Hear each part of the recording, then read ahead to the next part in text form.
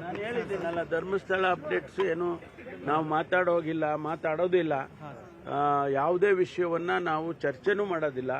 ಅದು ಸಂಪೂರ್ಣವಾಗಿ ತನಿಖೆ ಮುಗಿದು ನಮಗೆ ವರದಿ ಬರೋವರೆಗೂ ನಾವ್ಯಾರು ಕೂಡ ಮಾತಾಡಲೂಬಾರ್ದು.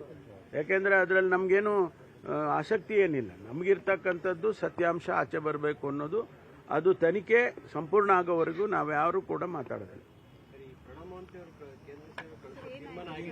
ನೋಡಿ, ಇದರಲ್ಲಿ ಬಹಳಷ್ಟು ತಪ್ಪು ಕಲ್ಪನೆಗಳಿದ್ದಾವೆ. ಮೊಹಾಂತಿ ಅವರನ್ನ ನಾವು ನಮ್ಮ ಹಿರಿಯ ಅಧಿಕಾರಿ ಒಬ್ಬರು DG ಲೆವೆಲ್ನವ್ರನ್ನ ಮಾಡಬೇಕು ಅಂತ ಸರ್ಕಾರ ತೀರ್ಮಾನ ಮಾಡಿತು. ಹಾಗಾಗಿ ಮೊಹಾಂತಿ ಅವರನ್ನ ಮಾಡಿದ್ದೇವೆ. ಮೊಹಾಂತಿ ಅವರು ಕೇಂದ್ರ ಸರ್ಕಾರದ ಡೆಪ್ಯುಟೇಷನ್ ಮೇಲೆ ಪಟ್ಟಿಯಲ್ಲಿ ಅವ್ರ ಹೆಸರಿದೆ ಅಂತ ಹೇಳಿದ್ವಿ. ನಾವು ಇನ್ನೂ ಕೂಡ ಅದನ್ನೇನು ತೀರ್ಮಾನನೇ ತಗೊಂಡಿಲ್ಲ.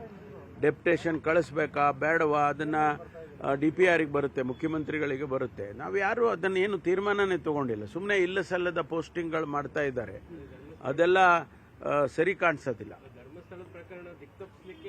ನಮಗೇನು, ಯಾಕೆ ಸರ್ಕಾರದ ಆಸಕ್ತಿ ಏನಿದೆ ಹೇಳಿ? ನಾವು ಇಲ್ಲ ಅಂದ್ರೆ ನಾವು SIT ಯಾಕೆ ಮಾಡ್ತಾ ಇದ್ವಿ? ನಮಗೆ ಸರ್ಕಾರಕ್ಕೆ ಸತ್ಯಾಂಶ ಹೊರಗೆ ಬರಬೇಕು ಅನ್ನೋದು ಅಷ್ಟೇ ನಮಗೆ ಇರ್ತಕ್ಕಂಥದ್ದು. ಅದಕ್ಕೋಸ್ಕರ ನಾವು SITಯನ್ನು ಮಾಡಿದ್ದೇವೆ. SIT ಸಂಪೂರ್ಣ ಆಗಿ ವರದಿ ಸಲ್ಲಿಸಿದ ಮೇಲೆ ಅದರ ಸತ್ಯಾಸತ್ಯತೆಗಳು ಗೊತ್ತಾಗುತ್ತೆ. ಅಷ್ಟೇ ನಮಗೆ ಬೇಕಾಗಿರೋದು. ಸಾರ್ವಜನಿಕರಿಗೂ ಅಷ್ಟೇ ಬೇಕು ಅಂತ ಅನ್ಕೊಂಡಿದ್ದೇನೆ ನಾನು. ಯಾಕೆಂದರೆ ಇದರಲ್ಲಿ ಯಾವುದೇ ರಾಜಕೀಯ ಇಲ್ಲ ಮತ್ತು ಯಾವುದೇ ಯಾರನ್ನ ರಕ್ಷಣೆ ಮಾಡಬೇಕು, ಯಾರನ್ನ ಸಿಕ್ಕಿ ಹಾಕಿಸ್ಬೇಕು, ಆ ಥರದ್ದು ಯಾವುದೇ ಅಜೆಂಡಾ ಸರ್ಕಾರಕ್ಕಂತೂ ಖಂಡಿತವಾಗಿ ಇಲ್ಲ. ಯಾರು ಕೂಡ ಅದನ್ನು ತಪ್ಪು ಭಾವನೆಯಿಂದ ನೋಡಬಾರ್ದು. ನನ್ನ ವಿನಂತಿ ಏನು ಅಂದರೆ, ನಾವು ಭಾಳ ಟ್ರಾನ್ಸ್ಪರೆಂಟ್ ಆಗಿ ಈ ಒಂದು ತನಿಖೆಯನ್ನು ಮಾಡಬೇಕು ಅಂತ ಹೇಳಿದ್ದೇವೆ. ಸರ್ಕಾರಕ್ಕಿರುವಂಥ ಅಜೆಂಡಾ ಅಷ್ಟೇ ನಮಗೆ ಟ್ರಾನ್ಸ್ಪರೆಂಟ್ ಆಗಿ ತನಿಖೆ ಆಗಬೇಕು ಅಂತ. ಗುಜರಾತ್ SIT ಅವರು ಅಲ್ ಖೈದಾ ಜೊತೆ ನಂಟಿದಂತಹ ಏನಾಗ್ತಿದೆ ಸರ್ ರಾಜ್ಯದಲ್ಲಿ ಅಂತ? ಅಲ್ಲ, ಏನಾಗ್ತಾ ಇದೆ ಅಂದರೆ, ಹಿಂದೆನೂ ಕೂಡ ತಮಗೆ ಗೊತ್ತಿದ್ದಾಗೆ ಬೆಂಗಳೂರಿನಲ್ಲಿ ಸ್ಲೀಪರ್ ಸೆಲ್ಸ್ ಇದೆ ಅಂತೆಲ್ಲ ರಿಪೋರ್ಟ್ ಆಗಿತ್ತು. ಈಗ ಅಂಥದ್ದೇ ಒಂದು ಇದನ್ನು ಅವರು ಕಂಡುಹಿಡಿದಿದ್ದಾರೆ. ಅವರು ನಮ್ಮ ರಾಜ್ಯದವರಲ್ಲ. ಅಲ್ ಖೈದಾ ಹೆಣ್ಮಗಳು ಆ ಲೇಡಿನ ಏನು ಅವರು ತಗೊಂಡಿದ್ದಾರೆ, ಅವರು ಕರ್ನಾಟಕದವರಲ್ಲ ಅಂತ ಹೇಳಿದರು. ಅದನ್ನು ನಮಗೆ ಮಾಹಿತಿಗಳೇನು ಕೊಟ್ಟಿಲ್ಲ. ಅದನ್ನು ಕೇಂದ್ರ ಸರ್ಕಾರದವರ ಜೊತೆಯಲ್ಲಿ ಆ ಏಜೆನ್ಸಿಯವರು ಮಾಹಿತಿಗಳನ್ನ ಇಟ್ಕೊಳ್ತಾರೆ.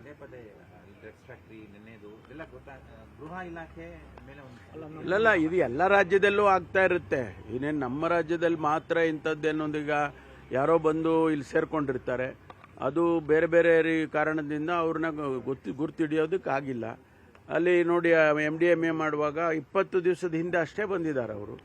ಹಾಗಾಗಿ ನಮಗೆ ಗೊತ್ತಾಗೋ ಅಷ್ಟರಲ್ಲಿ ಅವರು ಅಲ್ಲಿ ಯಾರನ್ನೋ ಹಿಡಿದಾಗ ಅವರು ರೆಫರ್ ಮಾಡಿದ್ದಾರೆ. ಅದು ನಮ್ಮ ರಾಜ್ಯದಲ್ಲೂ ಅಂಥದ್ದೇ ಆಗುತ್ತೆ. ನಾವು ಇಲ್ಲಿ ಹಿಡ್ಕೊಳ್ತೀವಿ, ಅವರು UP ಅವರೋ ಬಿಹಾರದವರೋ ಇರ್ತಾರೆ. ಅಂಥವ್ರಿಗೆ ರೆಫರೆನ್ಸ್ ಬಂದಾಗ ನಾವು ಹೋಗಿ ನಮ್ಮ ಪೊಲೀಸ್ನವ್ರು ಹೋಗಿ ಹಿಡ್ಕೊಂಡು ಬರಲ್ವಾ? ಆ ಥರ ಆಗ್ತಿದೆ. This is nationalities. ಫೆಡರಲ್ ಸ್ಟ್ರಕ್ಚರ್ನಲ್ಲಿ ಈ ಇವೆಂಟ್ಸ್ಗಳಾದಾಗ ಶೇರ್ ಮಾಡ್ಕೊಳ್ತಾರೆ.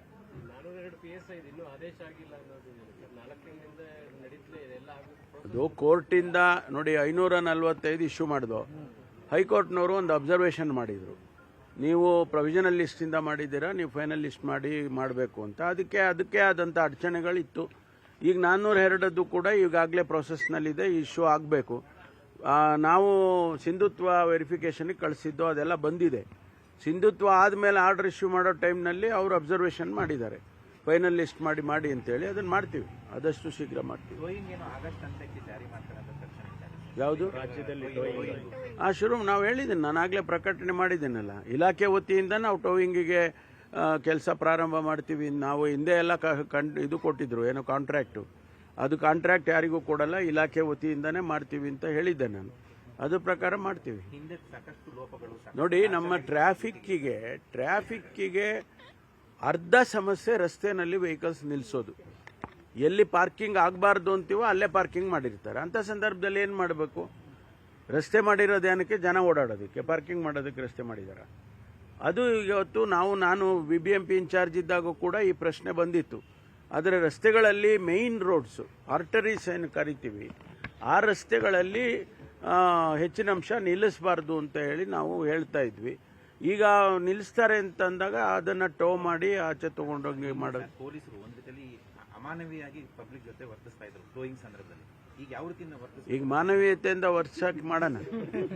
ಸರ್ ಧರ್ಮಸ್ಥಳದ್ದು ಶುರುವಾಗಿದೆ. ಜಟಾಪಟಿ ಆಗುತ್ತೆ ಪಬ್ಲಿಕ್. ಏನೂ ಆಗೋದಿಲ್ಲ. ಏನು ಜಟಾಪಟಿ ಆದರೆ ಕಾನೂನಿಲ್ವಾ?